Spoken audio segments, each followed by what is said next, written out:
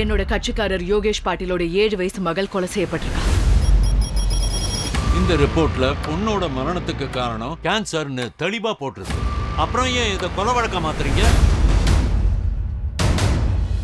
My Lord, doctor விக்ராந்தோட report படி பரிக்கு cancer பழங்கள், காய்கறிகள் அப்புறம் பால்னால தான் வந்திருக்கு. அதுதான் அவளோட மரணத்துக்கும் காரணமா இருந்திருக்கு. விவசாயிங்க யூஸ் பண்றாங்களே பெஸ்டிசைட்ஸ், அத குடுக்கிறது கம்பெனிஸ். அந்த கம்பெனிஸ்க்கு பெர்மிஷன் கொடுக்கிறது அரசாங்கம்.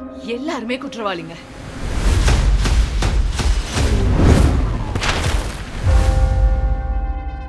இந்த பசுமை புரட்சிங்கிற பேர்ல அவங்க விதைச்சிருக்க இந்த விஷ புயல் எப்போ நிக்கும்னு யாருக்குமே தெரியல.